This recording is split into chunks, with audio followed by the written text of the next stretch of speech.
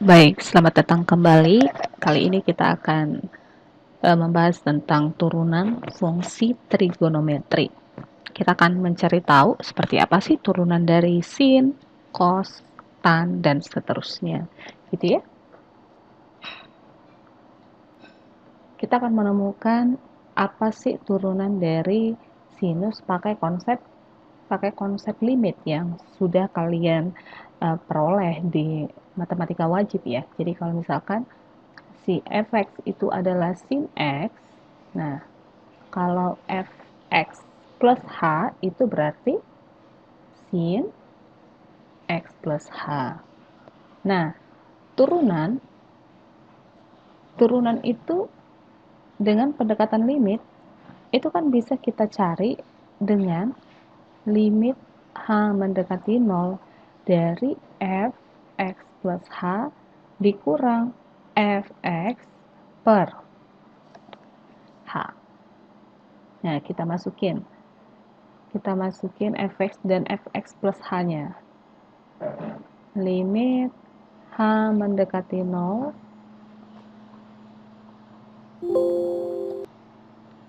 limit h mendekati 0, oke, dari sin x plus h, karena kan x plus h-nya itu adalah sin x plus h, fx-nya itu adalah sin x per h. Nah, sin x plus h, yuk kita jabarin. Kita udah belajar sin x plus h itu apa formulanya kemarin. Itu adalah sin x cos h, habis itu apa? Plus cos x sin h min sin x per h. Per h gitu ya. Lanjut. Ini limit h mendekati 0. Coba kita kumpulkan ya. Kita kumpulkan apa nih? Di sini ada sin x, ini ada sin x. Keluarkan sin x-nya. Sin x kurung dikali kosinus h min 1. Dah? Plus cos x sin h per h. Gitu? Sekarang kita pisah dulu nih. Kita pisah. Berarti limit h mendekati 0 dari sin x cos h min 1 per h plus limit h mendekati 0 dari cosinus x dikali sin h. Nah, sekarang kan si sin x ini kan nggak mengandung unsur h. Keluarkan aja ya. Jadi, keluarkan sin x-nya, yang tinggal adalah limit h mendekati 0 dari cosinus h min 1 per h. Ini cos-nya keluarin. Plus cos x limit, ini per h ya, limit h mendekati 0 dari sin h per h. Oke, sin h per h itu kemarin berapa? 1. Jadi yang ini jadi cosinus x dikali 1. Yang ini masukin hanya 0. Jadi kita memperoleh cos 0 itu 0.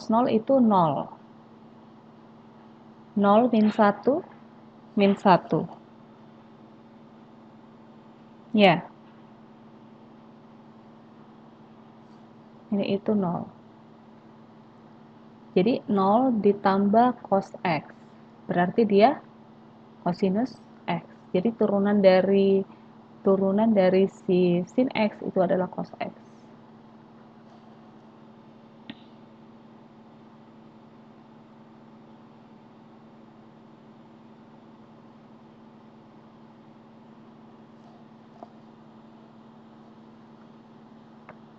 Oke. Kita beralih ke turunan kosinus ya. Misalkan fungsinya itu adalah si kosinus ya. Maka dengan melakukan hal yang sama, ini apa nih? X plus H ya. Dengan konsep limit. Limit H mendekati 0 untuk mencari turunannya ya. Turunannya si cos. Pakai konsep limit. Maka turunannya itu adalah limit H mendekati 0 dari fx plus h dikurang fx per h. Lanjut. Berarti limit h mendekati 0 dari cosinus x plus h dikurang cos x per h. Yuk kita jabarin. Sama seperti yang sin tadi. Limit h mendekati 0. Yuk cos x plus h, cos min sin ya. Cos min sin dikurang cos x per h. Oke. Habis itu kita keluarkan, di sini ada cos, di sini ada cos, keluarkan cosnya ya. Berarti limit h mendekati 0 dari cosinus x buka kurung. Di sini ada cos h, di sini 1. Berarti di sini cosinus h min 1 min sin x sin h. Kalau kita pisah langsung boleh ya. Ini h, ini h. Oke, cosnya keluar. Cosinus x dikali limit h mendekati 0 dari cosinus h min 1 per h. Udah. Dikurang sin x-nya keluar, limit h mendekati 0 sin h per h. Gitu. Nah, jadi coba kita masukkan hanya 0. Jadi yang ini akan sama dengan cos x dikali 0 dikurang sin x. Nih, sin h per h itu adalah 1. Jadi nilai akhirnya adalah minus sin x. Jadi turunan dari cos itu adalah minus sin x. Tadi turunan sin adalah cos, turunan cos adalah min sin x. Begitu? Nah, bagaimana dengan turunan tan? Ya kan? Fx itu adalah tan x. Ya? Tan x. Tan itu kan sama dengan sin per cos. Sin x per cos x. Nah, untuk mencari turunan tan, kita pakai sama seperti di turunan fungsi aljabar. U per V sama yang kayak fungsi aljabar. Jadi jika fungsinya itu berbentuk U per V, maka turunannya itu adalah U aksen V dikurang UV aksen per V kuadrat. Ya? Sekarang kita masukin aja dengan U-nya itu sin, V-nya itu cos. Nih. U-nya itu sin X, U aksennya cos X, V-nya itu cos X, V aksennya min sin X. Oke, berarti turunan pertama dari tan itu adalah U aksen V. Berarti U aksen V, V-nya itu min sin X. Dikurang U, U-nya adalah sin X. V aksennya itu adalah min sin X per V kuadrat. V-nya itu adalah cos X kuadrat. U aksen V, V-nya itu adalah cos ya, sorry. U aksen V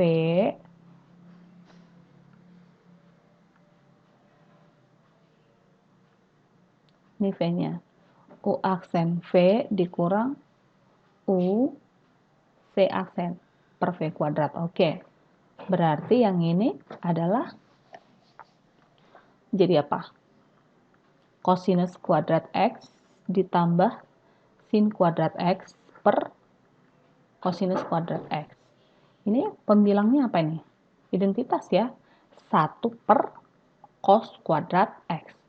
1 per cos itu kan sekan ya. Jadi sekan kuadrat X. Kayak gitu ya. Jadi untuk turunan trigono ini bisa juga dipakai konsep yang turunan aljabar yang U per V tadi ya. Oke, dengan cara yang sama, maka nanti kita akan memperoleh turunan fungsi trigonometri ya. Kalau kita buat dalam bentuk tabel ya. Ini. Kalau fx-nya itu adalah sin X, maka turunannya itu adalah cos X. Kalau fx-nya adalah cos X, turunannya adalah min sin X. Kalau dia tan, turunannya adalah secant kuadrat X.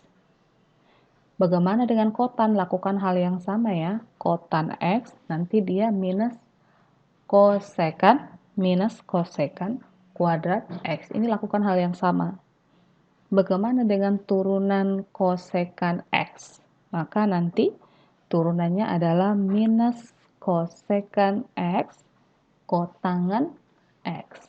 Oke, bagaimana dengan turunan secant? Itu adalah secant X tan X. Secant X tan X. Gitu ya.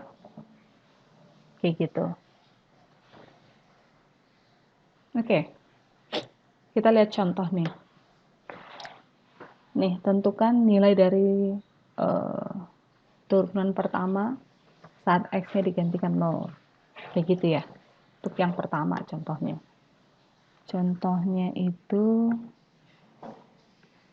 contoh soal yang pertama. Nih kayak. Nih, langsung aja yuk. Turunan pertamanya itu turunan sin apa? Cos. Turunan cos min sin. Turunan tan apa tadi? Secant ya. Berarti secant kuadrat. Secant kuadrat X. So, berarti turunan pertama saat X-nya digantikan 0, ya udah berarti cosinus 0 dikurang sin 0 ditambah secant itu sepercos ya, 1 per cos kuadrat 0. Begitu? Jadi berapa? Cos 0 itu 1, sin 0 itu 0. Per 1 kuadrat. Berarti 2. Kayak gitu.